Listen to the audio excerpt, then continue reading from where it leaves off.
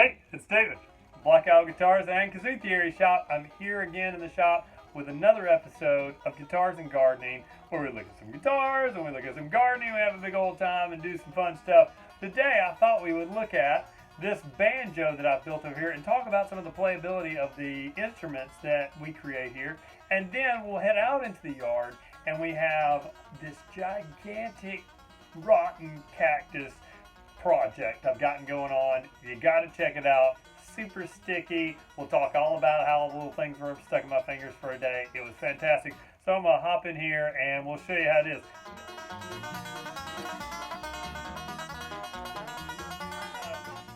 This banjo here is actually made from a 1960s cookie tin.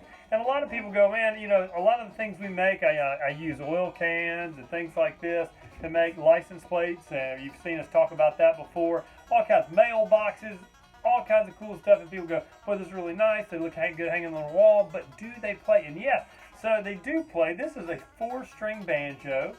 We do 5-string banjos, we do 6-string guitars, we do mandolins, ukuleles, you name it. 3-string slides are real popular. And we make them into all these things into playable instruments. And so I'm going to play a little, maybe some Foggy Mountain Breakdown here for you, or what Mike had a rendition on a 4-string banjo. Here we go.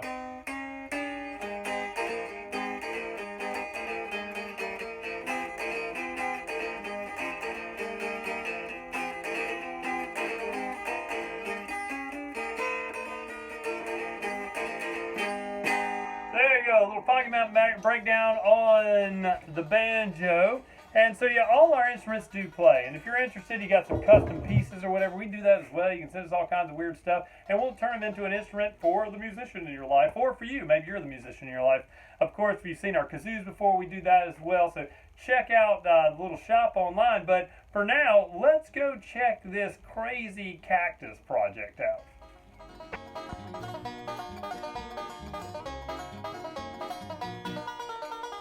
Alright, so here we go. We got it out of the car. I really wanted you to be able to check this out a little better. You can see that it's been laying on its side for a long time. It's root bound down here. It's rotting. And so what I've done is I went ahead and through great pain, I cut off all the little paddles that were still good. These, I've left the ones that were blooming. I'm going to give it its last hurrah here. These fantastic little blooms.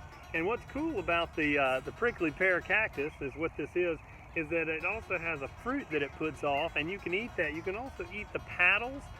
They can be prepared, and there's lots of different recipes for the prickly pear. Very cool. But what I did, and you can see, it was very painful to get these things out. These are actual gloves, and you can see the little stickers on the gloves. I have since gotten some other leather gloves out, but you can see I've harvested all these little paddles, and we're going to take these paddles, and they've got to dry. So I'm going to walk up here, but I'm going to give you a little view of this cactus all around here so you can check it out, and then we'll pop back up to the porch and we'll look at these paddles here.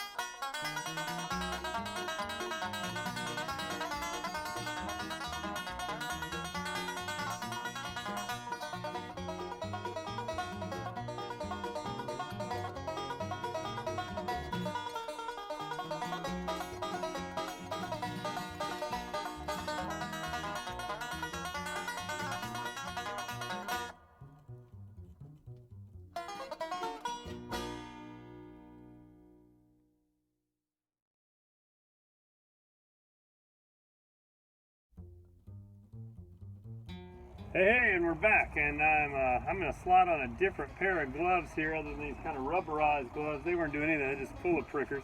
But I'm going to put on these leather gloves here, and you can see I've got a real big bucket of these paddles, and they've got nice little pricklies on them, and we're going to handle them gently. What's going to happen here is I'm going to take, look, there's even a little guy there, look, they are sticking in my fingers as we continue. I can actually feel them through the gloves. And what we're going to do is we're going to try to get that off. And what happens here is on the end. You'll see where I have sawed off the paddle off the original plant.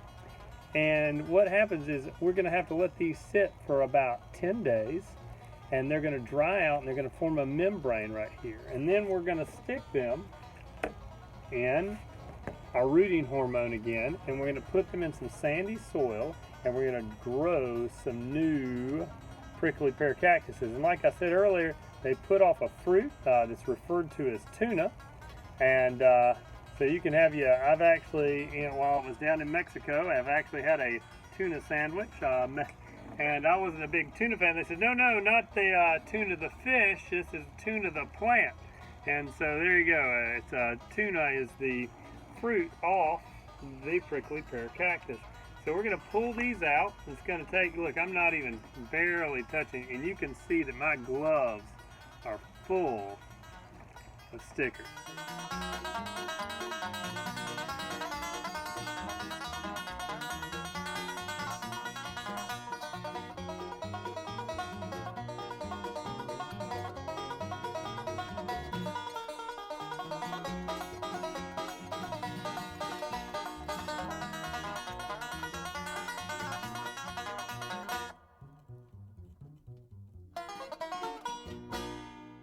But there you go. We have about 19 of these guys, and hopefully we'll get them all to propagate, and we can end up with some cool little cactuses, and we may get some fruit that we can make into some cool recipes.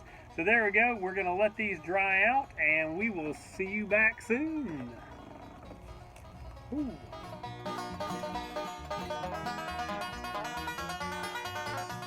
All right, we're back, and we have waited many days for our prickly pear cactus paddles to dry.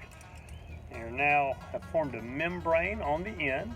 We're going to dip them in some water and a rooting hormone, and we're going to use these tongs to help us plant them in the ground and see if we can get some of these guys to propagate. Let's get to it.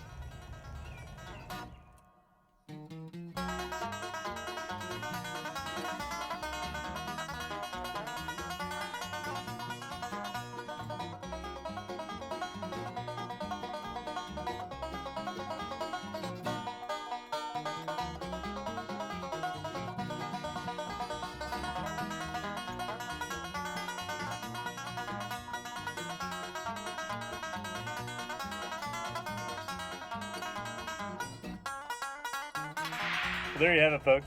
A pretty sticky situation. 19 prickly pear cactuses propagating. We got some big ones, some small ones. It's been a lot of fun and very sticky.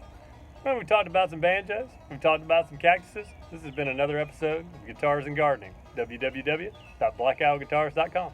Thanks.